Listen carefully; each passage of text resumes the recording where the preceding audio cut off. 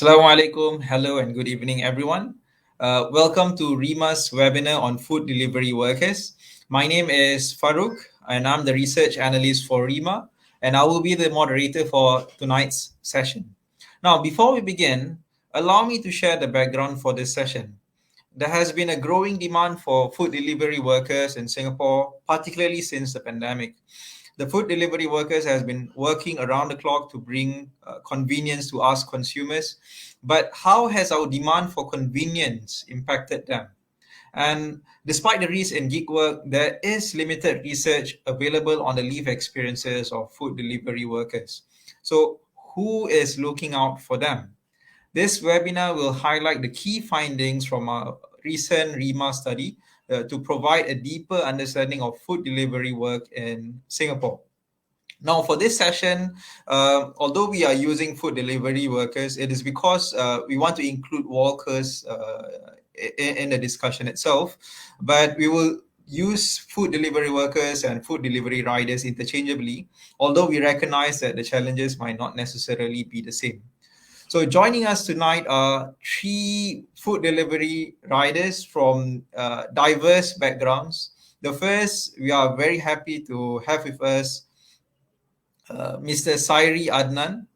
So Mr. Sairi Adnan, when he was 13, a car accident crippled his leg, which was later amputated due to bacterial infection.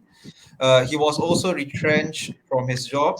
And despite the adversities faced, Sairi, who is now 37, works as a food delivery rider since 2016. Now, according to Mr. Sairi, working as a food delivery rider has been a turning point in his life. Okay, so the next one we will have Mrs. Ikin Man. She's a single mother and sole breadwinner of a family. Ikin relies heavily on food delivery work as her main income since 2019. And to her, the job flexibility enables her to earn while spending time with her 6-year-old son. Welcome, Ikin. And finally, we have with us Mr. Muhammad Ashraf. Very interesting. After completing 2 diplomas in F&B management as well in leadership and people management, Ashraf left his full-time job as an assistant manager at a fast food restaurant to care for his elderly mother. Due to the flexibility of earning an income while carrying out his caregiving duties, he started to work as a food delivery rider back in 2020. And with us, we also have Ms. Nabila Muhammad, who is the senior research analyst at RIMA. And she is the lead researcher of the study, of course, on food delivery workers. And she will be sharing with us the key findings in this session. So allow me to share the flow of the program. Nabila will first present her findings, and after each finding, I will pose a question to our discussants for their responses. We also welcome questions and comments from our viewers, and we'll try as best as possible to answer. Of course, we have to take into consideration the time, but please leave your comments and questions, and we'll try our best to accommodate it. And you can type it in the comment section, and we will share it accordingly. So, just a reminder: if you have any questions, please keep it strictly related to the discussion. So without further ado, I would like to welcome Nabila to begin with her presentation. Welcome, Nabila. Okay, thank you, Farouk, for an enlightening introduction and sharing with everyone about gig work, especially food delivery work. This discussion is also quite timely as the whole world is looking at this issue right now. Allow me to pull out my slides. Okay, just let me share about the background of the study. RIMA conducted a qualitative study to look at the different types of food delivery workers, the reason why they join food delivery work, the challenges they face, and their aspirations. The study, which draws upon 60 in-depth interviews, were conducted between September 2019 and August 2020. So bear in mind, this was right before the PMD restriction was implemented. So just a brief demographic overview so you guys can know a little bit more about my respondents. Among the 60 who took part, majority who responded and participated were Malays, 23% were Chinese, 17% Indian. Majority were male. Some 35% of the participants are female. 11 are housewives or stay-at-home mothers. 28% of our participants were full-timers, means they did food delivery full-time. And majority were between 21 to 40 years old. And more than half of them has post-secondary education, means this is NITEC and above. And 38% of them actually have diploma. So of these, half are primary income earners, and they include participants who graduated with diploma in aerospace electronics, mass communications, culinary arts, and even early childhood. So in terms of mode of transport, at that time, majority were using PMD. I'm sure, I think most of them have switched to e-bikes right now. And then we had motorcyclists too. And in terms of income earned, majority were earning below $1,500 at that time of the study. So let me just share the first key findings from my study, which is the reason why they joined food delivery. Perhaps most notable of all, our participants expressed a high degree of personal satisfaction in the lifestyle, flexibility, and autonomy associated with food delivery work, something which they believe traditional work lack. The ability to exercise control over their workload and schedules attract many of them because they can decide which assignments they can accept based on criteria such as a fee, location, timing, and they can change those choices over time. Be it economic need or any other personal reasons. Some of them have to handle childcare and elderly dependents. So flexible work actually help them juggle these other responsibilities.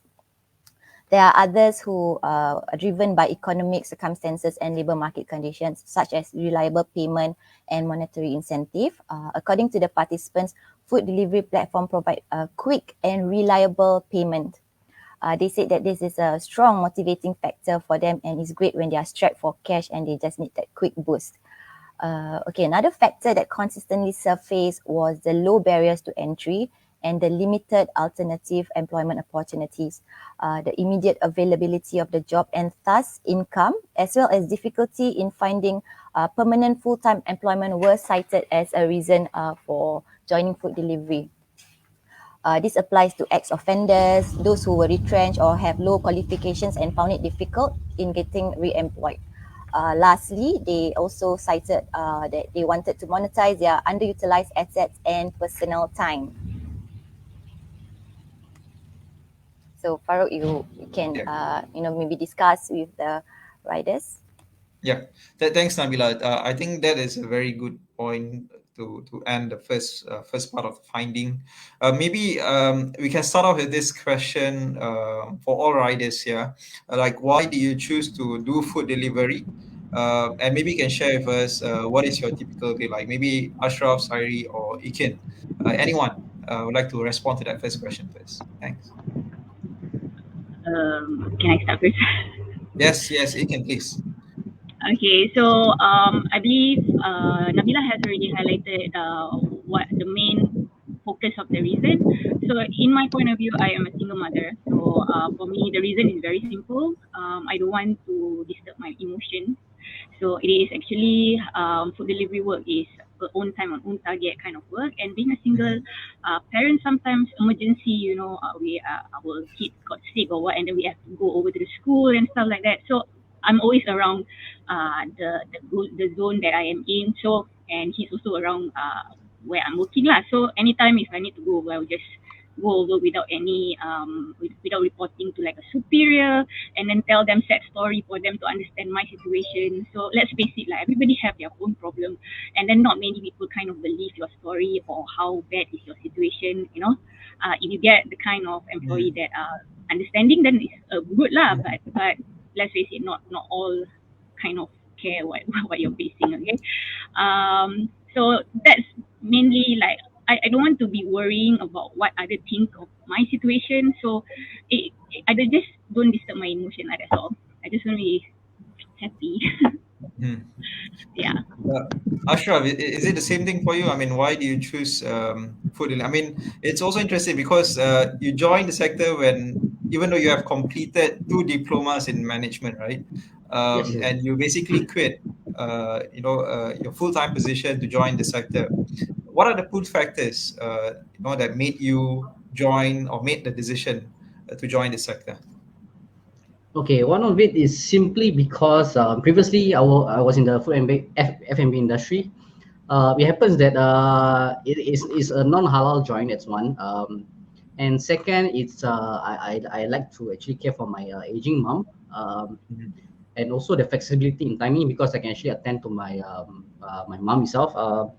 Yeah, I mean, like after a few months, and I actually find that it's actually very flexible. I can actually tend to my mom at any given time. I can bring her out for appointments and whatnot.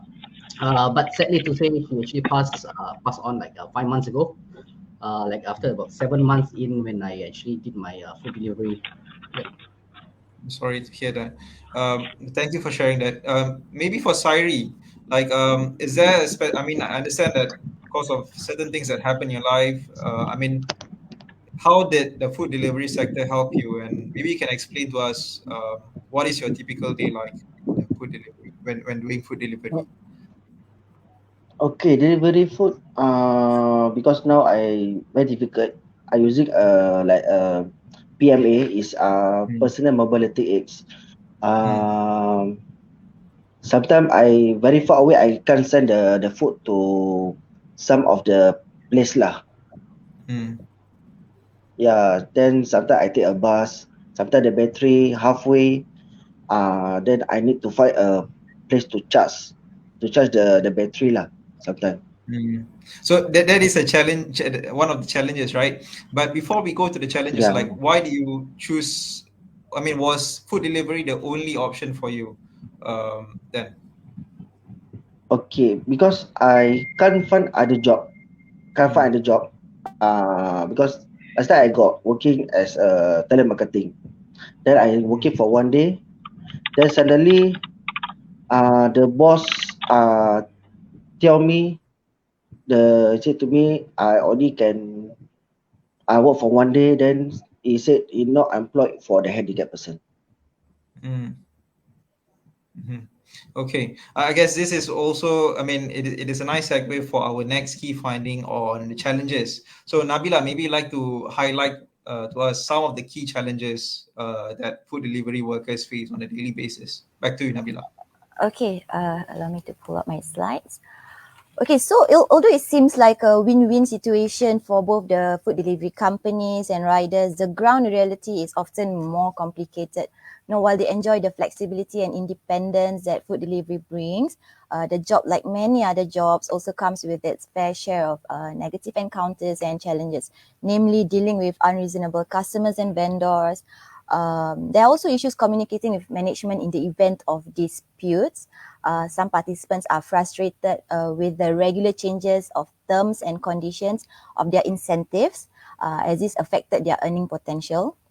So their income is always fluctuating, and it is not something they can control. So income security is a key issue for them. So the idea of work autonomy is important for food delivery workers, but in reality, is there really autonomy? That's the question. Because, for example, workers have no say in the amount charged for delivery to customers. There is no interaction between management and them about matters such as wages, incentives, or even the nature of work, according to our participants. So while delivery riders are not considered formal employees, they can still be penalized for late deliveries or not being able to meet their daily targets. There are also challenges that were highlighted that may come under the purview of authorities, such as the lack of proper parking facilities or flexibility from authorities for food delivery work, especially for those who are riding motorcycles. According to them, delivery riders are often at risk at incurring penalties such as fines and even unclamping charges imposed by the management of shopping malls, for example. They complain that the fine they get means a whole day of work or even 2 days work gone down the drain. For our participants with disabilities, which we managed to get in touch to, transportation and accessibility can be a significant issue for them. Public transportation, for instance, can be unreliable for delivery gigs for this group of riders. And also another issue was the footpath restriction for PMD. So again, just want to remind everyone that this study was conducted during that time when the footpath ban was implemented. So it was a bit controversial at that time. So they shared that they did not see a drastic action such as the sudden restriction.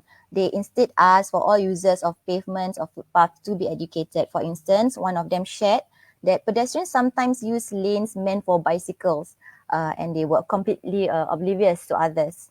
One of them also shared that authorities who act against PMD riders should consider that the fact that many of them were previously jobless and may belong to vulnerable groups such as ex-offenders or those with low qualifications who may be struggling to find employment. So to consider the fact that many of them have no alternative modes of transport. They might have invested so much on PMD at that time, but then because of the restriction, many had to forego and then wasted their funds for this.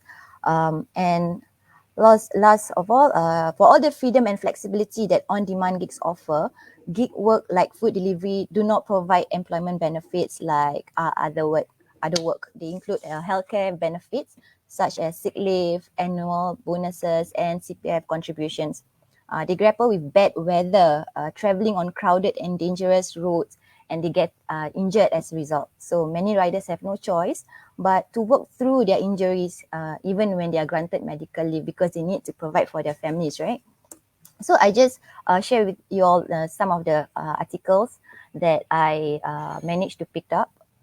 Vehicular accidents were the top cause of workplace death in the first half of this year, according to mid-year statistics on workplace safety and health released by MOM, I think in October.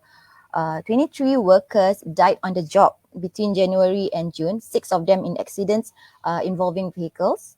4 who died were delivery or dispatch riders, of whom 3 were killed due to other negligent road users. So yeah, these were some of the challenges that we need to discuss and highlight. Yeah, so Farouk. Thanks, Nabila. I mean, it's always sad to read this kind of headlines, and we don't want to read, or we don't want this kind of things to be the headlines every day. But maybe if I can direct a question to Ikin here. What are some of the challenges that you personally face, and how do you manage it? Okay, so basically, I was one of them that is affected by the PMD ban, but I took it like it's time for me to upgrade because I don't want to face any more issues with the authority. So my biggest challenges back then when I first switched from PMD to e-bike was it was definitely scary lah because your max speed on the road is only 35 kilometers per hour, and then if you need to do like a right turn on a busy junction with 3 or 4 lanes, it can get very scary as most vehicles just find us like a nuisance on the road and they refuse to look out for us, and then if they saw it, they don't really want to lose that few seconds which actually they can catch up to. And then, but not all road users are like that, but majority. It's sad, really. I mean, just imagine if it's your own son or daughter, brother, father, mother, doing this kind of job. Would you want to pose a danger to them while being on the road? I believe not, right? So just put that in one's mind lah. Also, then when I convert to being on a motorbike, it's not really, I won't say the scary is less, but somehow it's still there. But because, the speed of motorbike can actually, they are like the same to cars. So it's not that of a scary when you're doing turns and whatnot. But there are near misses where definitely they are bound to happen. And in, junction, you can't see when we are turning out, like that. I really emphasize to viewers who are, owns a vehicle to really have to practice their defensive riding, not only us, but everybody, because at all costs, you can't assume that people will just slow down for you or see you. And then sometimes don't think it like it's your right or way. Just slow down whenever needed, Yeah. That's all. Thanks, Ikin. I guess that is very important. I mean, as users of the road, it's very easy for us to blame riders, but we don't really understand what are the challenges that they face, and the predicaments that they face, and you highlighted it. So thank you for sharing that. I guess maybe we can take one question from the viewer, from Narita here. Maybe I would like to pose this question to Ashraf. There is an increasing rate of riders during these times. There are somewhat veteran riders, right, who maybe have worked before, pre-pandemic, and they are also badly affected in terms of more competition because of the pandemic itself. So does it mean lesser income, or does it change the work environment? Yes, of course. Your basically your docket fees, your time on the road. For example, you usually do from 11 to 8 at night, 11 a.m. in the morning to 8 at night. All will actually depends on the supply of orders and supply of orders and demand of riders. That kind of stuff. So if there's a supply, of course there will be demand. And if there's too much riders on the road, there'll be lesser orders to be shared amongst us. So basically, for example, you usually work from 11 a.m. in the morning to maybe at 8 p.m. at night. Maybe you can clock for 30 orders. But maybe with more riders on the road, maybe you can like only hit 22, and probably lesser in the coming days. So yeah, because there's like I said, there's too much influx of part-time riders, for example, students that only do it for the part-time during the school holidays and whatnot. So basically, there is gonna be a slow in business for us at the end of the day. Mhm. So I guess as a follow-up to that question, right? There's one more question here by Kumaran. Like, have you seen a decrease in earnings since you started, and do you see the condition? Do you see the conditions getting worse? And based on his experience, personal experience as a new rider, this is, seemingly what the senior riders or the more experienced riders are feeling, right? Do you agree with this? Yes, definitely. Because I think COVID period is one of the major reason why it's happening. A lot of people are probably working from home, or some might even lose their job. So those people might be looking into doing food delivery. So with all this being, in the current situation, so it is what it is lah. But as for myself personally, as long as it's enough to put food on the table, let's just go with it. What about you, Ashraf? Do you think that it's gotten worse, or maybe? How do you Okay. see it? Okay, compared to the time that I started, I started even though it's during COVID, and then slightly later than Ikin itself. For me, I find that the docket fees for us is actually going down, because people are much more open to do all these freelance job, and they went through the hard times. They got fired from their job or whatever it is, so they decide to try on something that it's totally new to them. So basically, when they do that, okay, for example, you join a particular company A.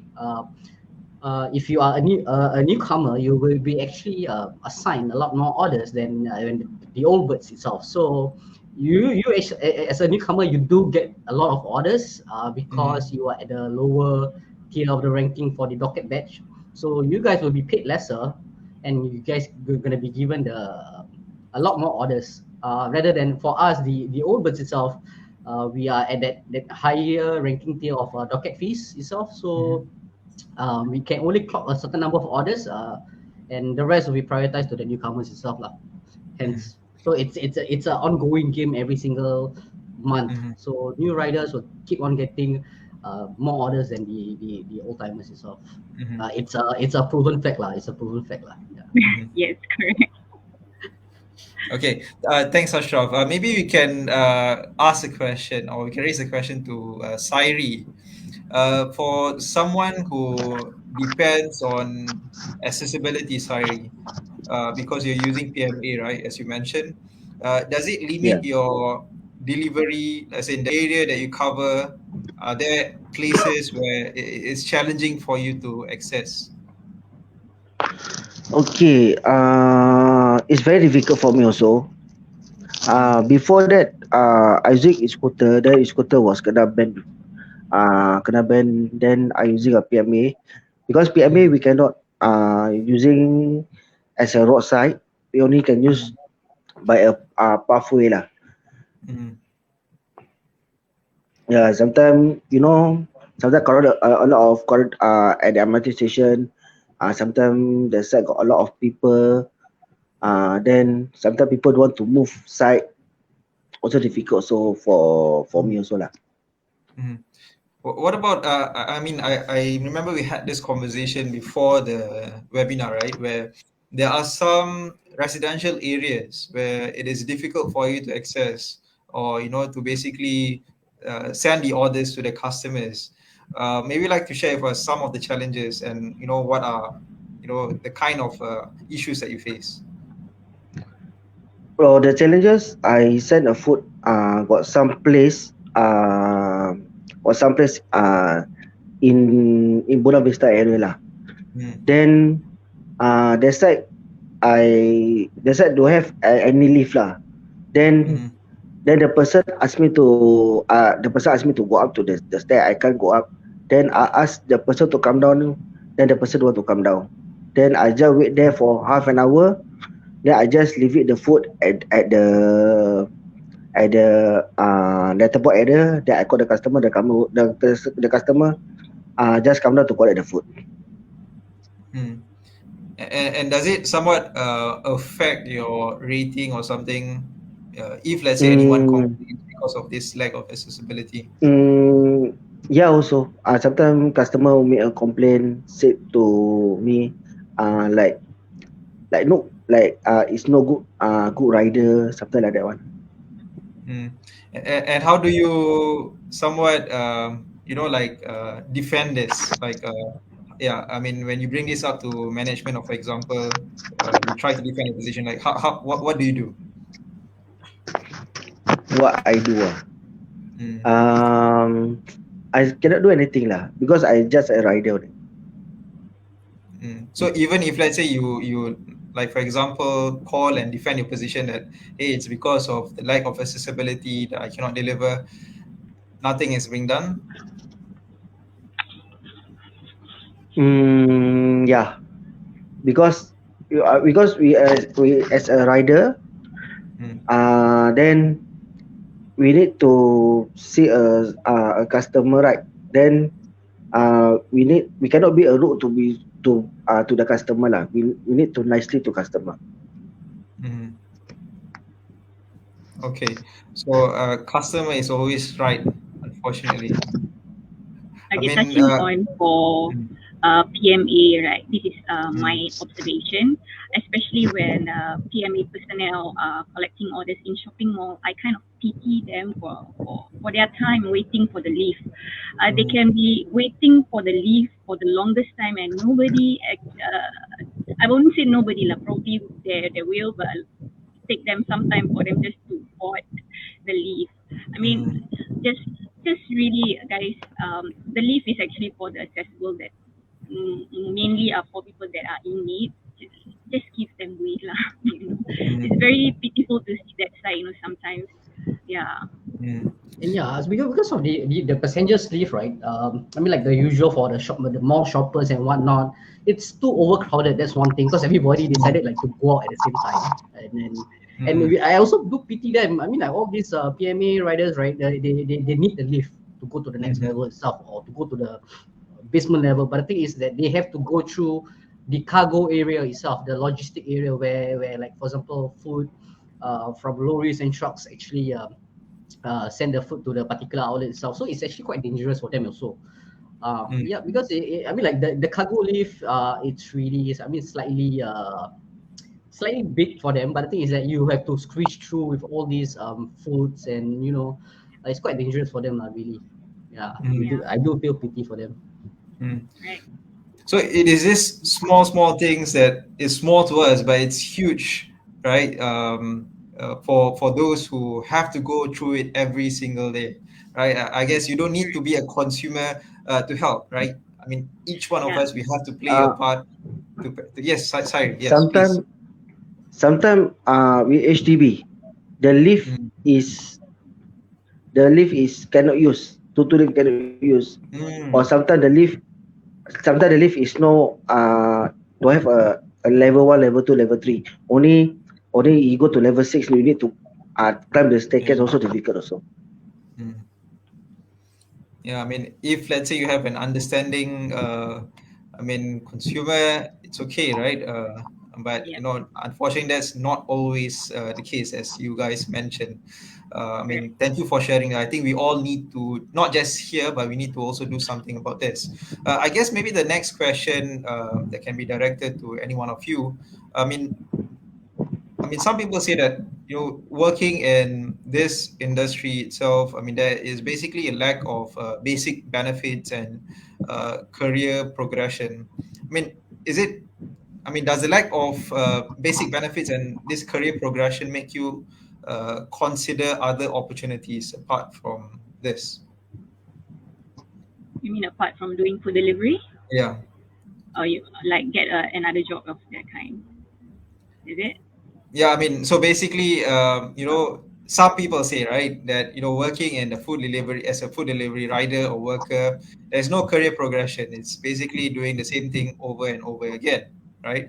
And does it somewhat resonate with you, and sometimes make you think that you have to look for other opportunities to somewhat supplement your delivery work?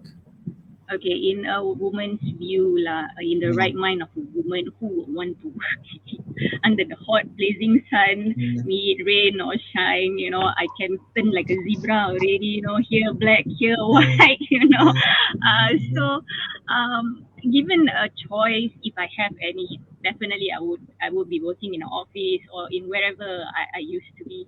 But it's because every one of us doing delivery riding have our own backstory that mhm, we don't really tell, because like I say, we don't have to report to anyone to be telling sad story why we need to take leave, why we need to take off, why we are doing this, yada yada yada, and stuff like that.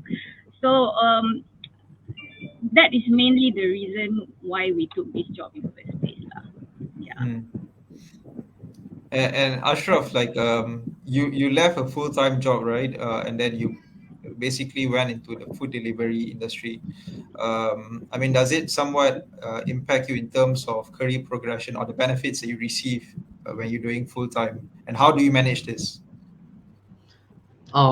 Okay, because I learned to accept the fact that it's a sacrifice for myself at that point of time to actually do that for my late mom. So I don't think it as something that can actually bring me down, because Mhm, I still got a cert, like I said. Like people do say, without a cert you cannot go anywhere. Yes, yeah. to a certain extent I do agree, Mhm, but then again, at the end of the day, it boils down to what do you actually need every single day. Do you yeah. need, for example, $5,000 every day to every month to actually sustain yourself? Mm, You need $3,000 every day to sustain yourself. mhm, Like the question is to whether it's about sustainability. You know, mhm, um, you can actually have a job in the office about 9 to 6, but you might not last for the whole year. You might jump from one company to another. mhm, You might get into trouble with your colleagues or your bosses, your supervisors, and whatnot. And like I said, and like what Ikin said, it's about flexibility itself. So you can you don't have to report as much. You know, what I mean, you do mhm, report to dispatchers and whatnot, but then again, in case that you were to be running into some trouble, like you need to fetch your kids from school, or go for last minute appointments, and you can actually do that without getting penalized or without minusing off your leave that is entitled to you. But then yet again, it's a gray area for us, because why? Certain things don't cover us, for example, like the CPF and whatnot. So it's a give and take situation. Yeah. mhm. All right, so we'll get into that later. So speaking of sustainability, back to you, Nabila, on career prospects. Okay, thank you for. I think like after hearing the challenges shared by the food delivery workers, I hope everyone else would be more understanding and sympathetic towards food delivery workers when you see them on the road. Okay, let me share the next slide. Would be on the perception of future career prospect. So we asked the participants if they intend to stay in food delivery for long, and the responses were mixed. So those who intend to leave the job, they are less optimistic about how their earnings will fare in the longer run, as they have seen incentives decline over time. They reminisce the days when incentives for riders were much higher. According to them, the food delivery platform often changed the incentives offered to them. So the reduction in incentives began as more individuals entered the food delivery business. An interviewee shared that food delivery companies often over-recruit, meaning there are too many workers and not enough orders and delivery to keep them busy sometimes. So this resulted in a lower pay rate and incentives. Some participants also shared that the job lacks sustainability and long-term career prospects. So they shared that they have other plans and they see this as a juncture in their career, and shared that they are doing food delivery work as an interim source of income and opportunities to continue to be productive while searching for something more permanent, or while seeking stable employment that is better aligned with their interests. So this is just like a temporary income for them. There are also participants who plan to stay in food delivery as long as food delivery is around, simply because they are satisfied with the job. Other reasons include lack of alternative employment, and they see gig work as a lifelong source of income. So when asked about the possibility of technology disrupting the industry, most argued that they feel that technology would not displace the labour required to carry out food delivery. They felt that while government is adopting technology and going digital, Singaporeans are less receptive to the impact of technological changes. So they're actually not so worried about drone taking over their job. Okay, and then the next slide is on skills upgrading. So when asked if they have plans for upskilling, most of the participants said they intend to do so. They intend to take courses and other skills. And some already took courses prior to working in food delivery. They plan to switch industries when the opportunity arises. So they do food delivery work while they wait for the job opportunity. There are also those who understand upgrading to mean obtaining a driver's license. So when I ask them about upgrading, they say, oh, okay, yeah, I intend to take a driver license and then, drive Grab or drive, like be a private hire driver. So that's their understanding of skills upgrading. There are also, however, those who do not have plans to upgrade their skills, because the time used to go for skill upgrading means time away from work, which also it means loss of income. For some, family commitment and affordability stand in their way. So to them, it's they cannot afford to spend on taking courses even after subsidies. And lastly, some lack the confidence that skills upgrading can actually help them land a better job. So that's some of the things that they shared with me, Farouk. Mm-hmm. Thanks, Nabila. So I guess the question, that we would like to ask for our participants here, or for the discussants here, about the available schemes, right? So are the available schemes to upskill workers or rider relevant to you guys? Maybe we can start with Okay. Ikin first. All right, for skills future, every Singaporean is entitled for skills future, and you can choose whatever courses that it is available. And I've done that just to prepare myself in the future when the time is right. As for the time being, I don't really see myself switching over to any other industry for that matter, because I've been doing like delivery for like since 2019, and will definitely continue to do so for as long as the delivery line is still exists. Okay, my son is 6, and it comes back to the very first reason I shared earlier, and also I needed to be around for his milestone. Being a single mother and all. He really doesn't have a father. And I don't want to come down to me just being busy working and earning a living, that he might, feel lonely and unloved and not understand why I do things I do. He's just a kid. He will not understand what's going on. So I grew up in a family where both my parents are busy working, and back then there weren't even such things as childcare or student care for that matter. And my parents have to get like someone to babysit me for their relatives or friends and family, and sometimes they don't end up in a good terms like that. Back then, I didn't understand why I was being treated like a soccer ball, being kept for one person, from one person to another. instead of my own parent. So having that in my childhood, I really want to break that cycle. So for me, it's okay if I'm earning less, as long as it's enough for me to have food and shelter. Then I have to sacrifice some of it. If I'm earning less, as long as it's enough for me for that, then it's good. For me, I believe that in rezeki, and God always have His own works of miracles for me to have enough on a day-to-day basis. Yeah.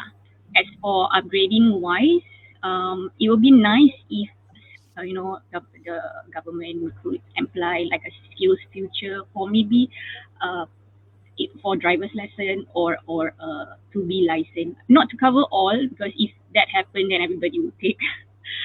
Probably like to cover the registration or like to cover the theory part, and then the balance will be under us or whatever. Not at least that do help in a small amount of way lah. So that's all. Thanks again. What about Ashraf? Like, okay, we can pick a question here from Mr. Sazali, right? Are the skills future courses enough and suitable to you? And are you able to confide to the relevant agencies or ministries to upskill? Yes, of course, of course. I mean, like I said, I did it myself in for the skills future courses and whatnot. I did the diploma in leadership people management through skills future itself. I did use the skills future credit that they were given. I did get the diploma itself, and it's possible where you actually do some work. And honestly, when I was doing the diploma itself, I was on the way for myself to actually get married at the end of the year last year itself. I completed the diploma itself this year, and it's nothing it's nothing impossible. It can be done. It's just a matter of time discipline, whether you can you know how to manage your financial aspect properly. Things can be done. It's just a matter of willpower and more of planning projection for the future. Thanks, Ashraf. Maybe to Sairi, like when it comes to upgrading your skills, right? What are the programs that you would like to see for yourself, Sairi?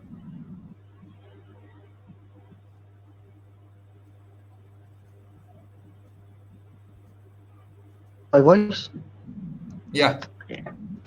Okay, about the skill future, for now I never used before lah. For the skill future, I don't know. I will take what course also.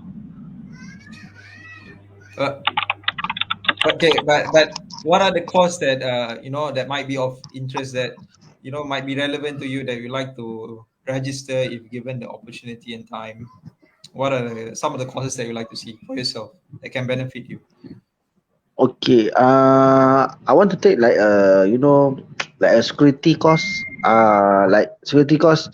Like I want to take. It's easy because security course is very easy to do. Like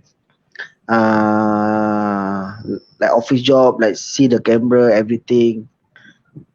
Then just walk a bit, do some clocking. That's all only lah.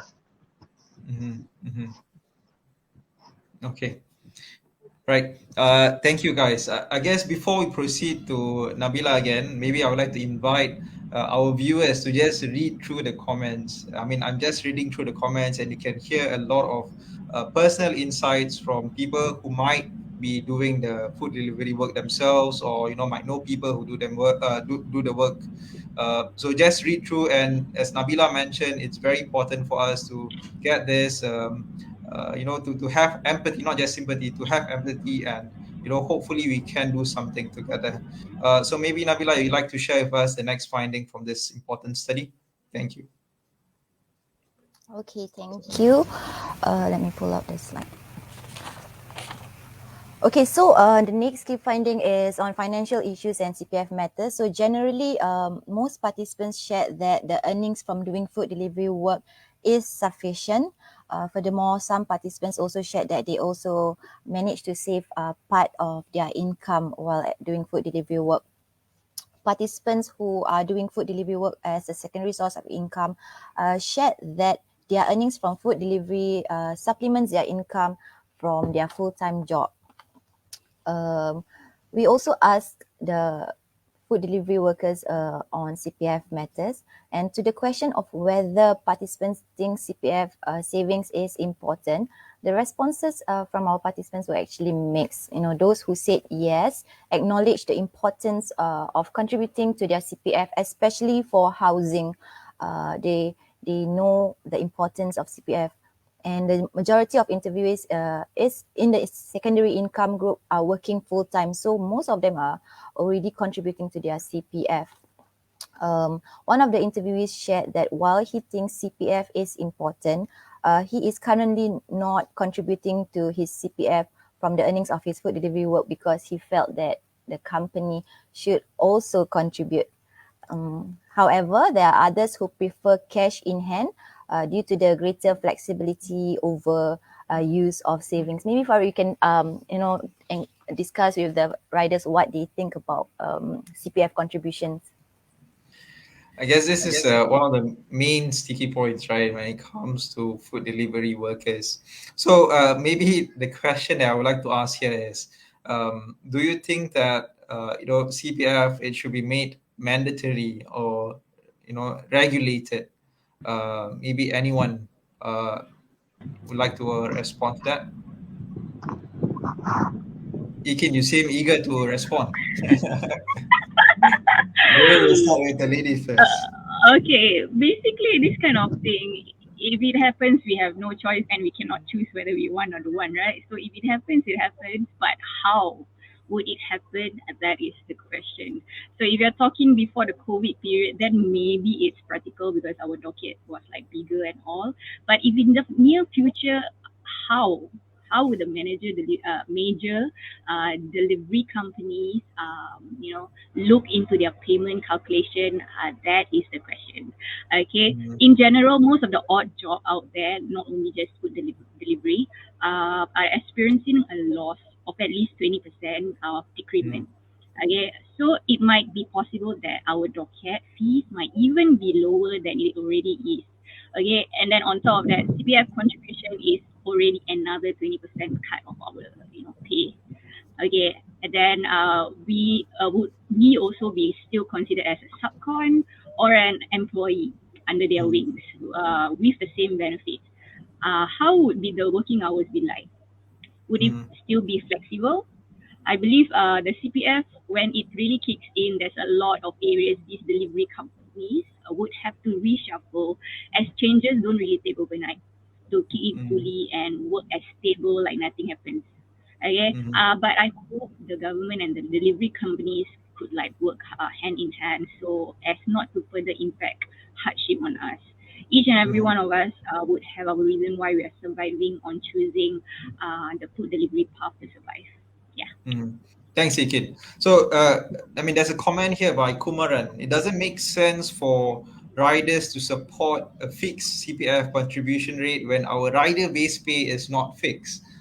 Ashraf, do you agree with this comment? Or would you like to see the introduction of CPF? Okay. Up to a certain extent, I do agree that like you said, it doesn't make sense for riders to support a fixed CPF contribution rate. For example, it's 20% by us and 17% by the company itself. When our rider base pay is not fixed. Okay, let's put it into a scenario of the part-time workers. Okay, be it in the F&B industry, usually basically you need to earn at least maybe 500-600 before you get a deduction from the CPF itself. So with that being said, we also need a baseline for a certain number of CPF to be kicked in place. For example, you earn at least maybe 1,000, 1,500, maybe then the CPF will get kicked into place, because other than that, it'll be too much of a deduction for us itself.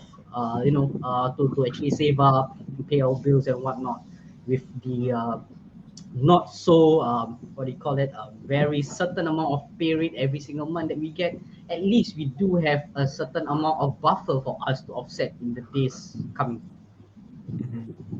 Ashraf, you speak, you can be a consultant for the food delivery organizations. So on that note, right, itself, would you be open to the possibility of, for for example, food delivery companies engaging you, or any one of you as consultants for workshops, or even in terms of formulating policies, right? Would you be open to this?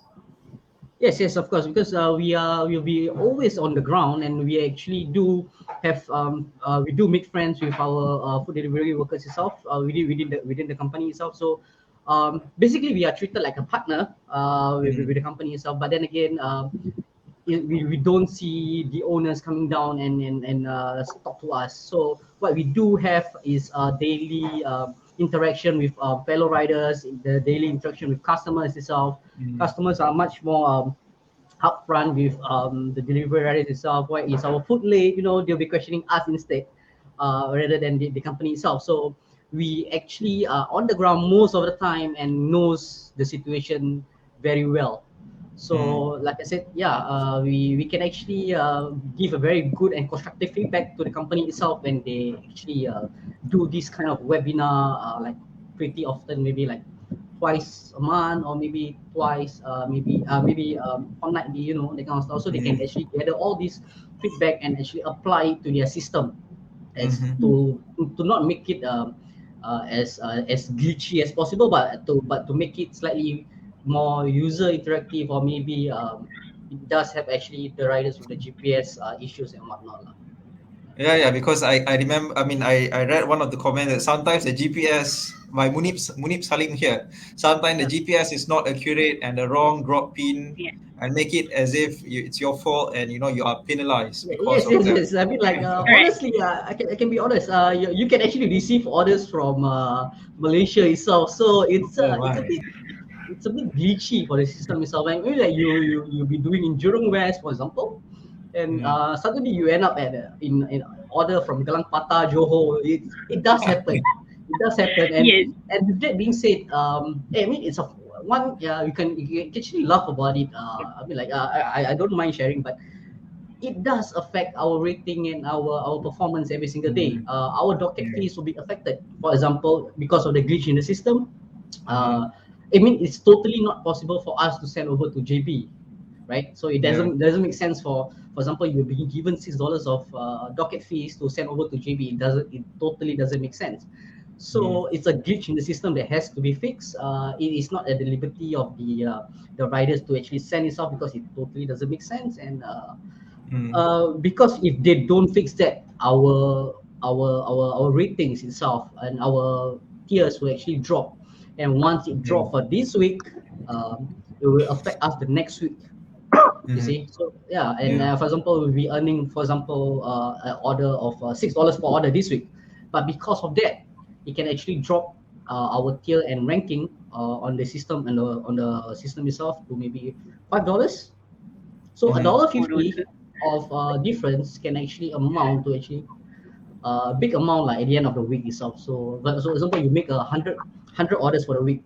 100 orders, you time 150 will be $150. So if Mm. you usually you earn, basically, for example, I put it as $1,000, Mm. right, a month.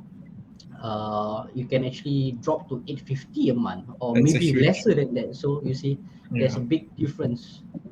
That's a Yeah. huge drop. So I mean, I remember it happened to me personally. Like I mean, I remember I ordered from McDonald's and I'm staying in Marsiling, but the order was sent to Sembawang, and then the guy who delivered wasn't on a bike; he was on a bicycle.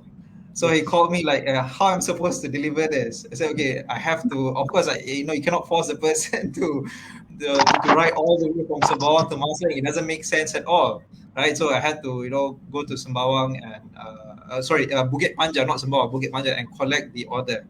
But in this kind of situation, I mean, whose fault is it? Is it, I mean, the system itself, or is it the consumer? Is it my fault that I didn't check? Like, whose fault is it?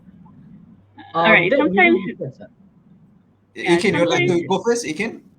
yeah. Sometimes, customer have multiple address entry that they maybe forget Mm. to change, and then for another reason is the system itself pin you at the wrong location. Like touching on someone you mentioned earlier about the GPS thing, right? Yeah. There are that I personally experienced in a sense of the customer already received the like they have like an email that's saying that it received, but I'm still on the way. And then probably they can't wait like 5 minutes, 10 minutes, and then they just report to Foodpanda. But I'm actually downstairs. Maybe you guys can, when you that happened, but you haven't received your food, wait at least like 5-10 minutes before you actually launch a complaint or something. Because sometimes it happens like maybe when we are around that circumference of the area, and then suddenly the system may be glitchy and just drop the order, but we are actually on the way, something like that. It does happen, and then sometimes we get penalized for that, like as if like we take the food and run away or something. Mm. Yeah. Mm. So I guess the point that you're trying to raise here is for us to think with our hearts, right, and not just with our stomach, with our empty stomach. I think that is very important. So thank you for that. I mean, Sairi, have you been personally affected by this, where you get an order? For example, maybe if you're working in Pasir Ris, then you get an order all the way to Hougang. Has that happened to you before? And how do you manage it if, let's say, the order is too far for you? How do you go about?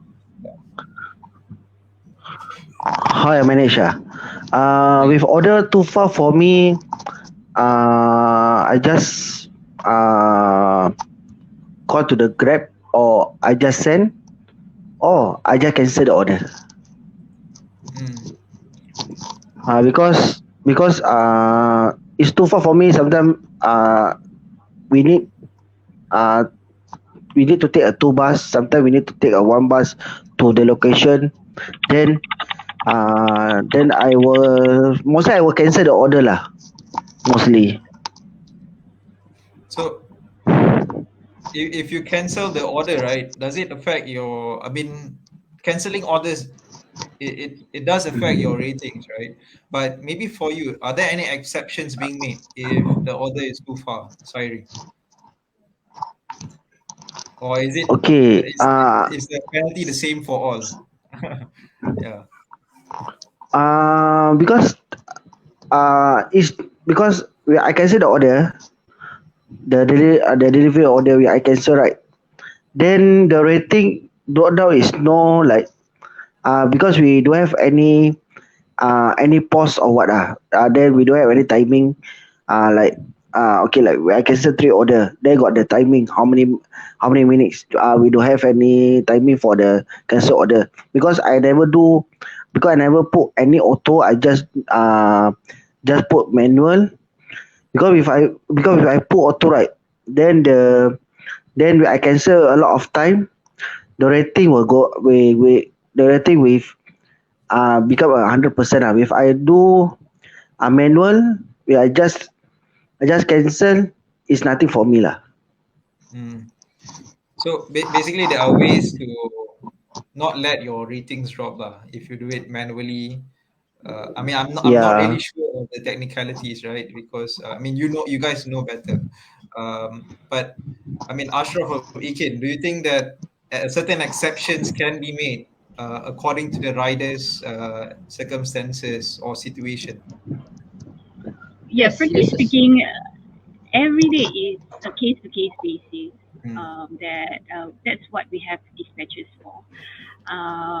But they are not in our shoes. They should actually, like be a form of human talking to another human to understand what we are Yes. going through. Because, like I say, we are the one on the ground. We are the one. Any form of problems at all, we are the one who have to handle it solo. They all being reported to the dispatch or whatever not. We kind of sometimes want them to help us as not to affect our ratings or patches or whatever not. But sometimes it's being turned down. Probably back when I just started, they were still understanding, but now uh, they are more to being employed by people who don't even speak the same tongue. So it's like Mm. chicken and duck talking. Mhm. So they don't understand. So time to time we just avoid as much as possible to run our job, not to contact with dispatch, and we just handle it on our own lah. To the extent sometimes we don't mind like even pay for that particular docket, just not it, just to not get it to be cancelled and then our rating drop or something. Yeah, it comes to that extent. Mhm. Thanks, Ikin. Maybe I can pose this question from Asha Adnan to Ashraf, because you touched on the point on health or insurance right earlier. So, considering the risks due to the nature of the job, do riders consider their own accident and health insurance? And do you think that companies should be held accountable, especially when these riders they got into accidents while doing their work? It's part of the work hazard, right? So, what are your thoughts on this? Yes, of course, of course. That's one. For riders itself, for me itself, I do actually have my own accident and health insurance itself. Just in the case of, for example, the three big what do you call it, diseases that you actually have. That's one. But like I said, if you work for a normal company, for example, you do oil rigging or basically you do anything that is quite hazardous itself, most of the company will actually covers you. I mean, as the employer to the employee in the contract agreement, saying that you'll be covered under the company insurance. For example, you can go for a medical care if you feel sick and you can't go to work. You can go to the company facilitated clinic itself to report sick and whatnot. So you see that is one if you work with the companies outside. But for freelance job in the food delivery industry itself, it's just quite hard. I mean, there is, but there is not a full coverage itself. So yeah, you I mean like one thing is we need to cover our own accident and motorcycle insurance itself. That is what is needed by the LTA for us to actually ride the motorbike on the road.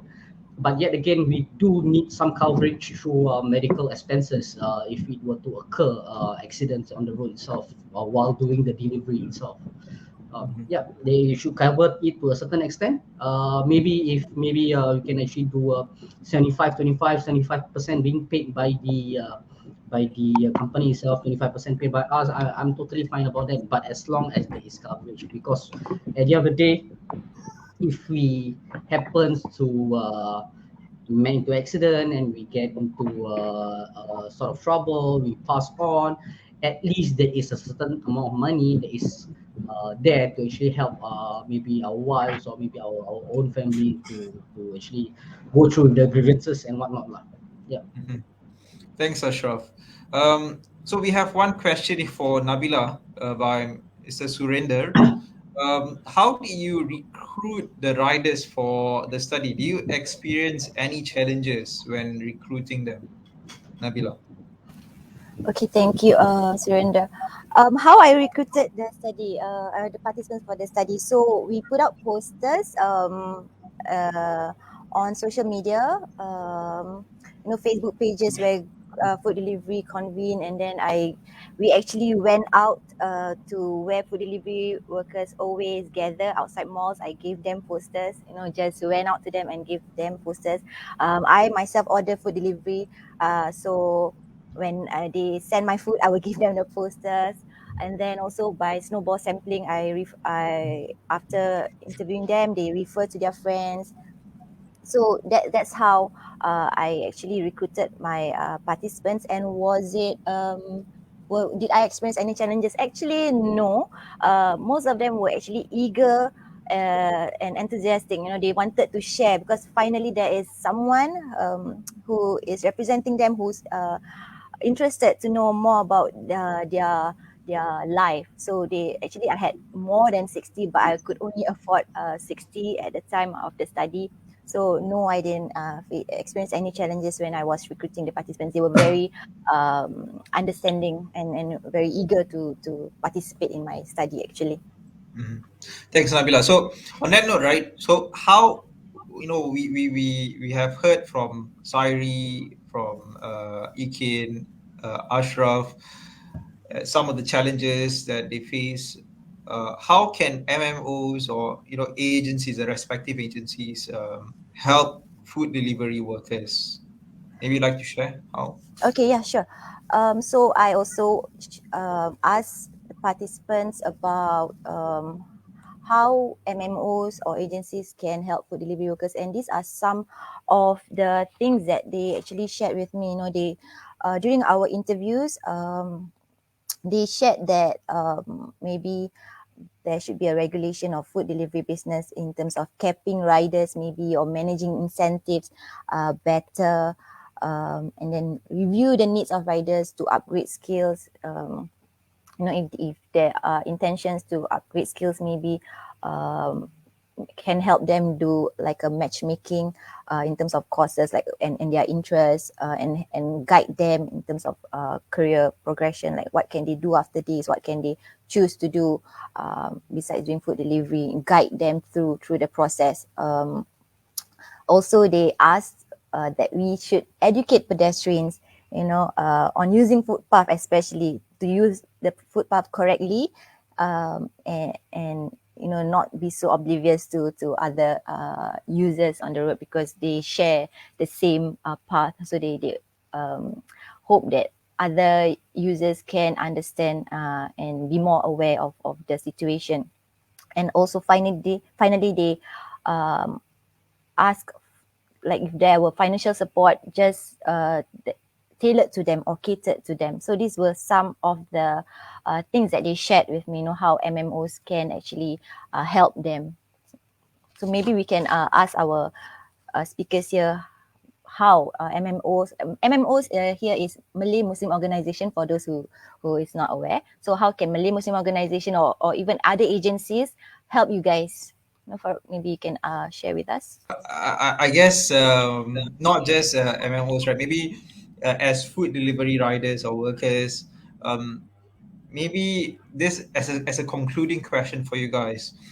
What is your hope or recommendations for both management, for the Malay Muslim agencies, and even for customers, right? What are your recommendations and hope, and how can we do better?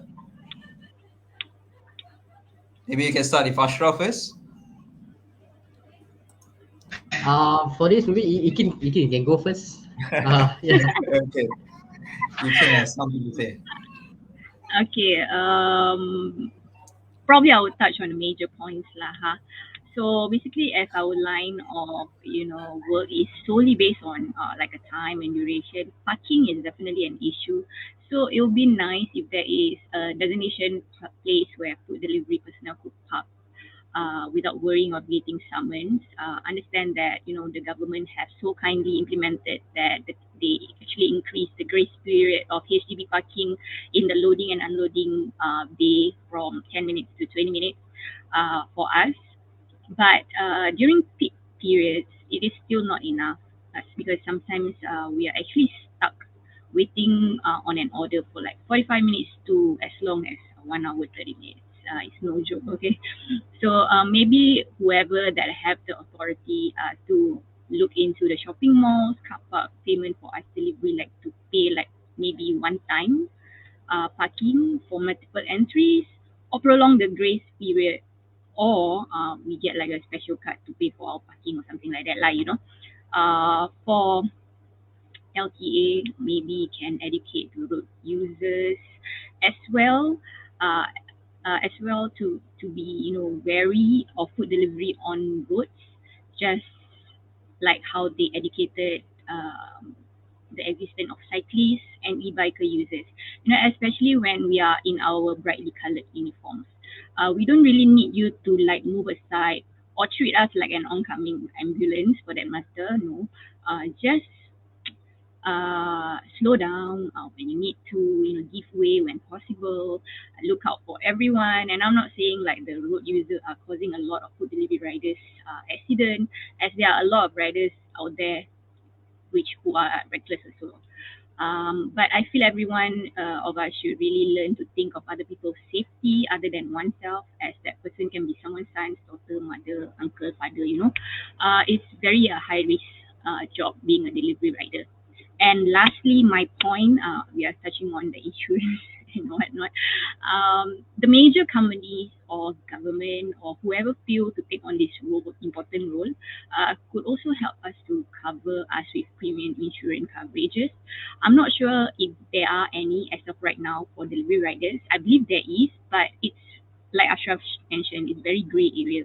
They don't really tell in general, like make it known to us, but there is. But I feel if there is, they should not be keeping the riders in the dark. Should that such thing exist, because it's very important in life, you know. And then our life are at risk on a daily basis for the sake of delivering with the company. So it's the very least that a company can do, like, you know, to help us. And of course, it's humane enough if we are covered the same way as the, you know, proper job personnel. Yes, we already have our Medisave, we have our dependent protection scheme and whatnot.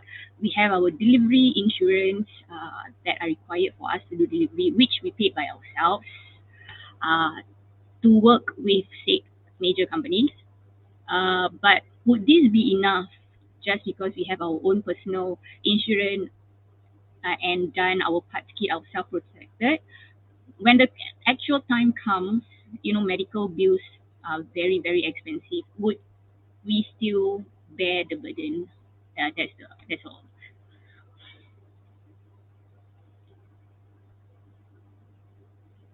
Unmute. Sorry about that. Yeah, thanks for that again. But before we go to you, Ashraf, I guess we have a very important question here by Mrs. Zali.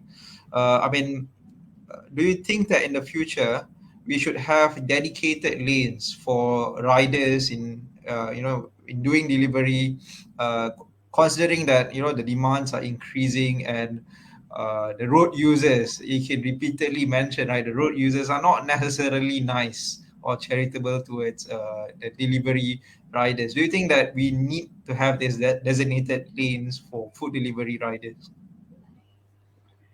To be honest, Singapore is a very small country, so for things like this to take part, maybe it will, but it will take some time for the government to restructure the Singapore lanes and whatnot.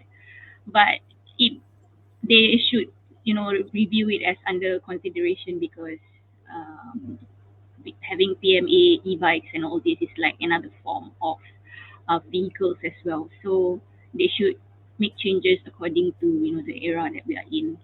Yeah. Okay, so Ashraf, um, going to you, like, what are your hopes and recommendations for the management or companies in order for the lives or the work of riders to be better? First and foremost, you can actually make the system better in a way, much more interactive, much more user friendly, and not as glitchy. Because there's been cases that you can actually sit down at a particular mall for 3 hours because their whole system is down. Like it's the same scenario that when you're at home and you're on your off day and you decide to use your Wi-Fi at least for once.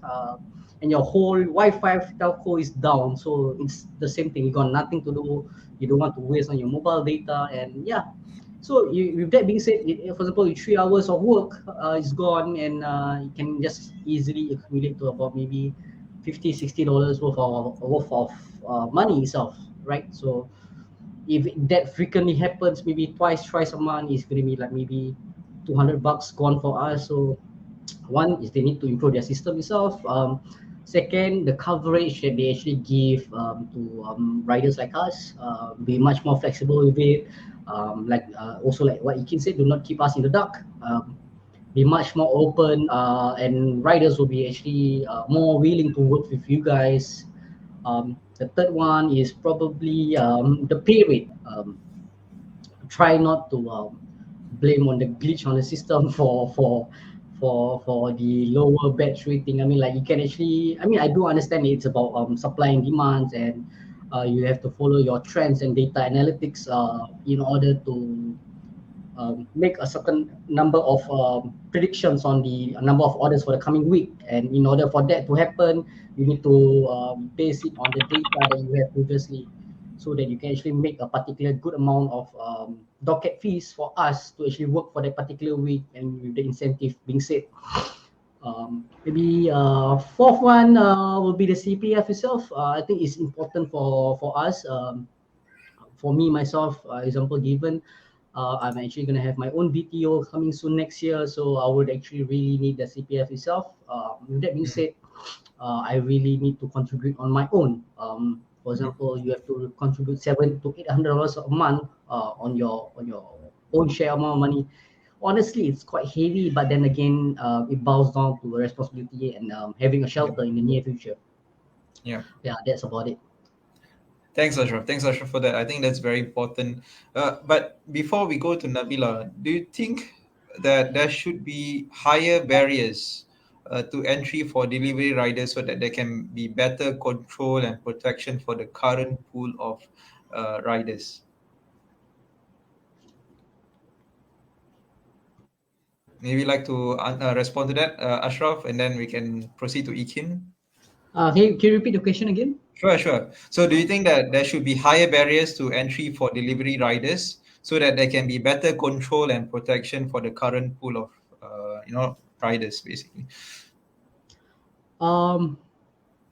It's quite a delicate situation here for this particular question, because why? Higher barriers in what? In terms of requirement, or maybe certification, or age, or you see that. So there's a lot to actually come into place. So for example, you are saying that okay, you can only be like, for example, the to write a PMD, you need to be at least 16 years old and above, right? So I mean, I do understand students after O levels, and they want to work, and they have PMDs to use it to earn maybe their income, but you can do it in other means. Maybe you can actually increase the requirement maybe for food delivery workers, maybe to 18 or 21, because they did that to private hire drivers, right? You are at a certain age only that you can actually do private hire. So why not? You can actually apply the same theory and the same logic to this food delivery service, because there's not much a difference. You actually go from a point A to a point B, and you get paid for it. You see, nevertheless, it's just only whether you are sending a person, or you're sending a parcel, or you're sending a food. It's the same, point A to point B. If you can apply it to a private hire driver, why not to food delivery workers? Yeah. So do you think it's practical to have higher barriers so that we can regulate the current pool of riders?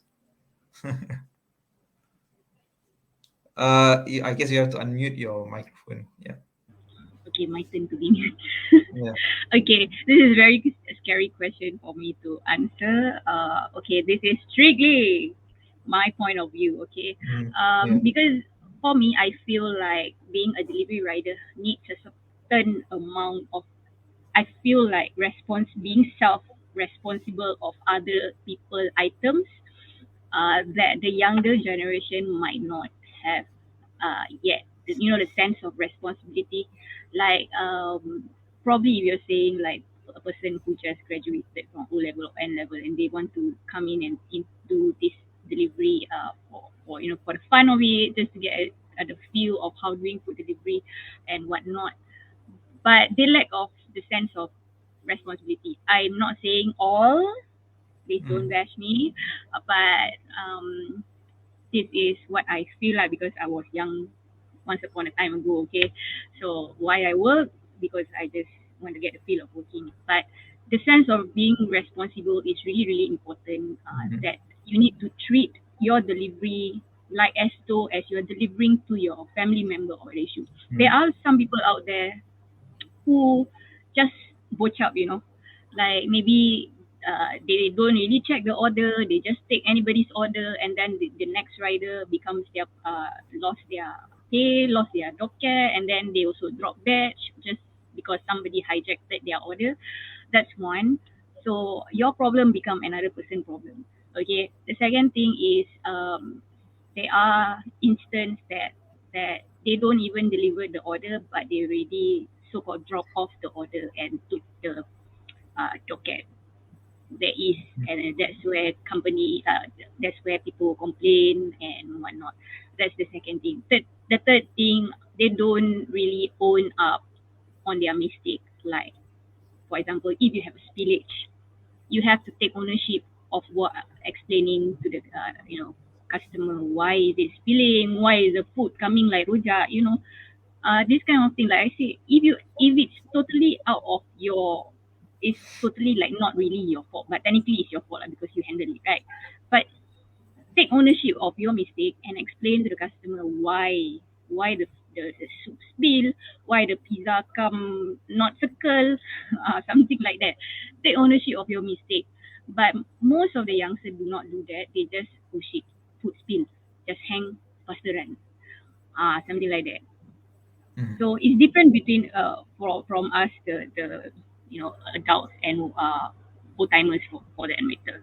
We really do explain why certain things happen, why the food come like this, why like that, and most of the time customers under very understanding. Like especially with like soup order, it's bound to be spilled. But if the whole thing spill, then something wrong somewhere, Yeah. I mean, as you can see, this is a very delicate issue, right? As you rightly Yeah. pointed out, Ashraf, and not everyone would have a consensus on this, right?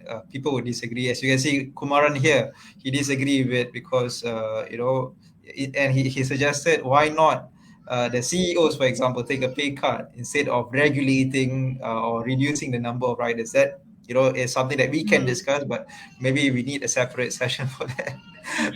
Unfortunately, we cannot have Sairi with us because of technical issues. We're not hiding him, don't worry. But unfortunately, we lost him. We try our best to retrieve him. But maybe before we end this session, Nabila, do you have any concluding remarks before we end this session? Yeah. Okay, thank you, Farouk. I'm just thinking about Ikin's pizza, not circle. Okay. Yeah. Okay. Just a few comments, I guess, before I close this topic. As more Singaporeans join this booming industry, providing fair employment benefits will become increasingly important. It is necessary to give delivery workers better benefits, but we are also aware that it is not easy and it's not straightforward. We can learn from what happened in other countries like Spain, for example. They were the first European country to introduce a rider law to give gig workers the legal protection and benefits of employees. However, Deliveroo Spain exited, I think, on 29 November, if I'm not wrong.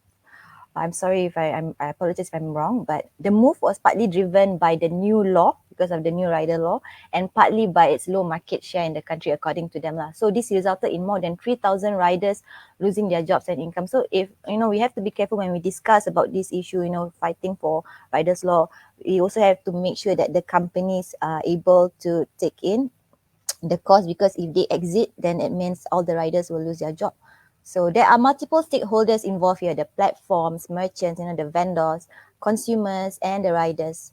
Higher business costs would mean higher costs for merchants and consumers too, for instance. And the challenge is to examine how food delivery workers can be better protected while being careful not to endanger the roles and income they make and the benefits of freelance work, like flexibility and cash liquidity, because that's why they join food delivery in the first place. So we do not want to take this away from them. We also need to strike a balance among the stakeholders involved, such that we can come to an equitable and sustainable solution. Yeah. Thank you, Nabila. I mean, I guess at the end of the day, like many of us, we want job security and job satisfaction, and we hope that whatever that is being shared here, people out there, viewers, if let's say you're working for, the one of the stakeholders, hopefully you can do something about it, and we can continue this discussion. There's a lot to be discussed, but I guess we have, like many good things, we have to conclude. So that is the end of our discussion. So on behalf of the team, we'd like to thank the speakers not forgetting our online viewers for your wonderful engagement. Again, if you miss out on the session, you can just read through the comments. And we hope that you have found the session insightful and leave with useful takeaways. So don't forget to download the soft copy of the research report on our website. Whatever that is being discussed here, you can read it in more detail in the report. It is available on our website. You can also scan via the QR code. And also don't forget to follow RIMA on our social media platforms. We are available on Facebook, Instagram, maybe TikTok, Nabila, soon. But don't forget to follow us to be updated of our upcoming programs. Thank you again for tuning in. Have a good evening, everyone. Assalamu alaikum wa rahmatullahi ta'ala wa barakatuh.